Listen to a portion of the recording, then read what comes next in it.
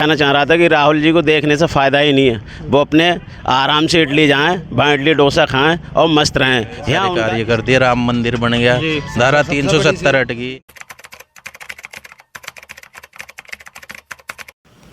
नमस्कार दोस्तों, स्वागत है आपका मेरे चैनल में। मैं आपका दोस्त सचिन सैनी।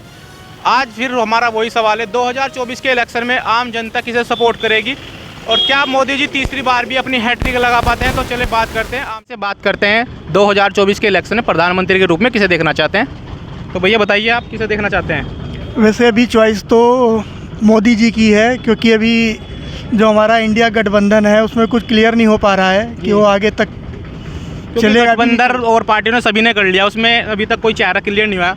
तो आपको वही कहना है कि वही तो कोई क्लियरिटी नहीं आ रही है और धीरे धीरे उसमें पार्टियां कमी हो रही हैं। अभी आपने देखा नीतीश कुमार भी चले गए हैं। आने वाले टाइम पे रालोद से भी टूट गया है गठबंधन यूपी में, जयंत चौधरी का। तो अभी तो फिर मोदी के अलावा कोई चॉइस ही नहीं है, तो फिर उसी को वोट देंगे। 2024 के इलेक्शन में प्रधानमंत्री के रूप में किसे देखना चाहते हैं। तो भैया बताइए। नरेंद्र दामोदर दास मोदी जी को। तो मोदी जी का क्या कार्य आपको अच्छे लगे जो आपने नाम लिया मोदी जी का, ये बताइए। सभी चीज़, जैसे कि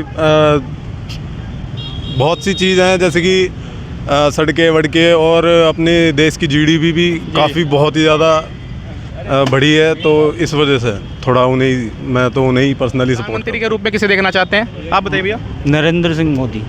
अच्छा, कोई अच्छे कार्य बताइए मोदी जी के आप हमें जो आपको पसंद आते हो। यही है कि उन्होंने देश भर में अपने देश को नाम रोशन कर दिया है, ऑल ओवर वर्ल्ड में।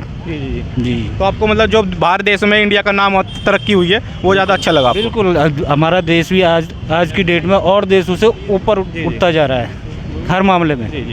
तो ये एक बहुत बड़ी उपलब्धि है हमारे लिए। सही बात है। बात करते हैं 2024 के इलेक्शन में किसे प्रधानमंत्री के रूप में देखना चाहते हैं। तो बताइए बाबू जी। नरेंद्र मोदी। नरेंद्र मोदी, क्या अच्छा लगता है मोदी जी में आपको? सब कुछ अच्छा ही है। कोई कार्य जो उनके अच्छे लगते हों? काम अच्छा, उनका जो भी काम अब कर रहे हैं सारे काम अच्छे हैं। राम मंदिर बनवा दिया, इतने सालों से मुद्दा टका हुआ था उसको क्लियर कर दिया। डिजिटल इंडिया कर दिया, सब पूरे इंडिया को कैशलेस करने की कोशिश में लगे हुए हैं। विदेशों से आगे हमारे इंडिया का नाम जा रहा है।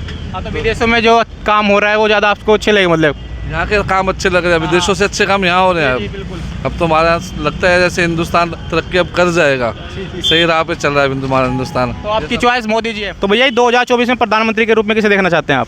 नरेंद्र मोदी देखना चाहते हैं। मोदी जी के कोई अच्छे कार्य जो आपको लगते हो? तो सारे अच्छे ही हैं, कोई एक दो गिना दीजिए हमें। एक दो यही है। एक तो राम मंदिर हमारा, वही ज्ञानपुरी का केस चल रहा है, वो भी सोल्व हो ही जाएगा जल्दी। और भी डेवलपमेंट इतना हो रहा है, पहले इतने रोड वोड कहाँ थे सहारनपुर के अंदर। हम तो सहारनपुर के रहने वाले हैं। जैसे पहले भी कितने टूटी फूटी रोड थी, जब से योगी सरकार आई, मोदी सरकार आई, कितने हाईवे निकल गए वहाँ से। ये लग रहा है कि देख के पहले से तो बहुत ज़्यादा डेवलपमेंट हो गया।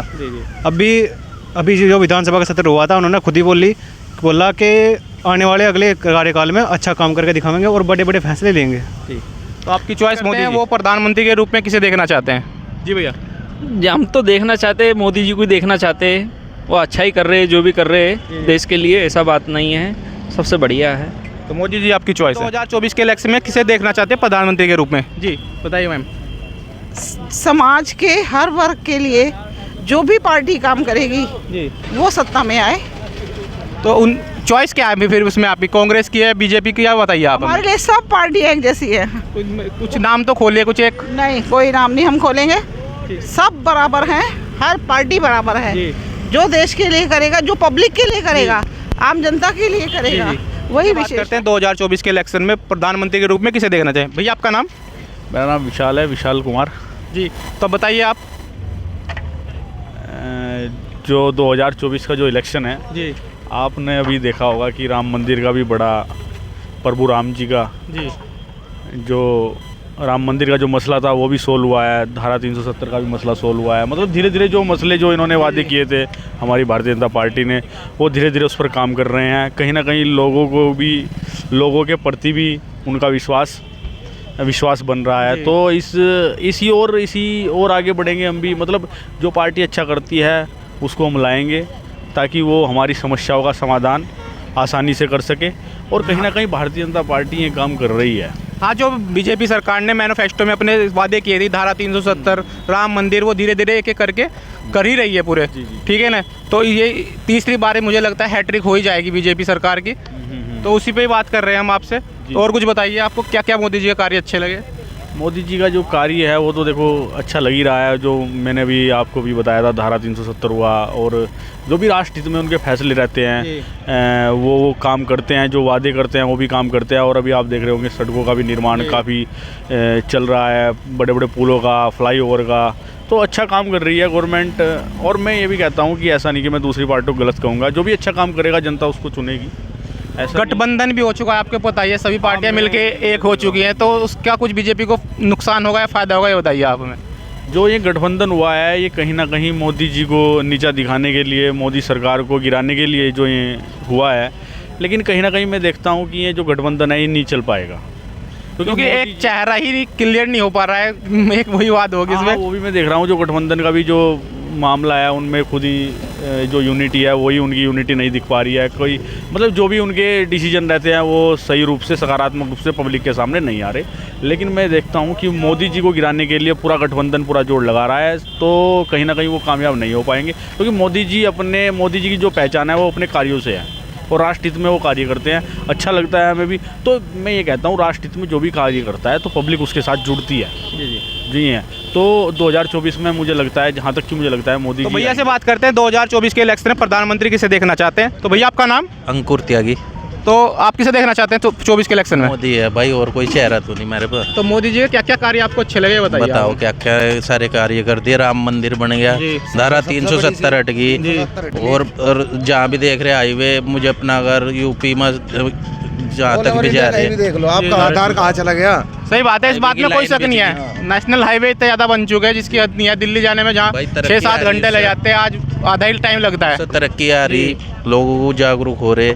एक तरफ देख रहे हैं आप, सारा गठबंधन एक हो चुका, तो उससे कुछ नुकसान होगा बिदन जी को? हो गया भाई, सारी जगह टूट गया। अब जा क्या रहा ये बताओ।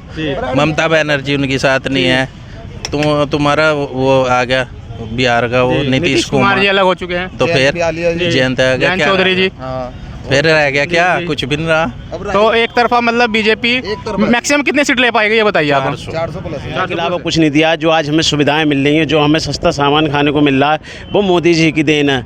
जिस समय 10-12 रुपए किलो चावल हुआ करते थे, उस टाइम बाज़ारों में लोग भीख की तरह मांगते थे कि हम राहुल जी को देखने से फ़ायदा ही नहीं है। वो अपने आराम से इडली जाएं, वहाँ इडली डोसा खाएं और मस्त रहें। यहाँ उनका इस देश के अंदर कोई भी काम करने योग्यता नहीं है। जो एक अनपढ़ होता है वो भी आज भी आराम से खा रहा है, कमा रहा है, मौज ले रहा है। और हर घर हर सुविधा, नल जल पानी, राशन, जो भी सुविधा है, बिजली है। जो हम कभी 2014 से पहले तारों पे कपड़े सुखाया करते थे, आज उस तार को पकड़ने में बच्चे भी डरते हैं, क्योंकि 24 घंटा ऑनलाइन लाइट हमारे घर में सुविधा अवेलेबल है। किसी प्रकार की बीजेपी की सरकार में किसी भी दिक्कत, कोई एक प्रकार कोई बंदा दुखी नहीं है। दुखी वही है जो हराम के खाना चाहता है, इसे करना नहीं है, खाना नहीं है, पीना नहीं है, उसी आदमी को दिक्कत है इस देश के अंदर। और बकाया आम जनता, आप यहाँ देखें, हर आदमी, सब्जी वाला भी 2-2 नौकर रख के 700-700 रुपये लोगों को दे रहे हैं। अनपढ़ हैं, जहाँ जिस स्थिति में आज यहाँ खड़ा हुआ हूँ, सब्जियों की रेहड़ियाँ, लोग 100-100 किलोमीटर आके यहाँ सब्जी बेच रहे हैं और 2-2 लोगों, 3-3 लोगों को रोज़गार दे रहे हैं। और कम 700 रुपये, 800 रुपये लेबर जो अनपढ़ हैं उनके लिए वो दे रहे हैं। तो पढ़े लिखे मान लो करने वाले को सब कुछ है, ना करने वाले को सर कुछ भी नहीं है। इसीलिए मेरे देश का महान नेता एक ही है, नरेंद्र मोदी जी, और उसके अलावा कोई हमारे देश में विकल्प नहीं है। चाहे आदमी अच्छा हो, बुरा हो, गलत हो, कैसा भी हो। धन्यवाद। तो 2024 में हैट्रिक लग जाएगी मोदी की? हैट्रिक लगेगी, 430 प्लस पार जाएंगे, इससे कम नहीं जाएंगे। 400 प्लस सीट आएंगे इस बार? 400 प्लस सीट आएंगी। किसी से पूछ लो आप, रिक्शा वालर से, किसी से, जहाँ भी आप जाओगे, बड़े से छोटे से, सिर्फ बीजेपी के अलावा और हमारे पास कोई उपलक्ष्य है ही नहीं। ठीक है, धन्यवाद भाई। धन्यवाद।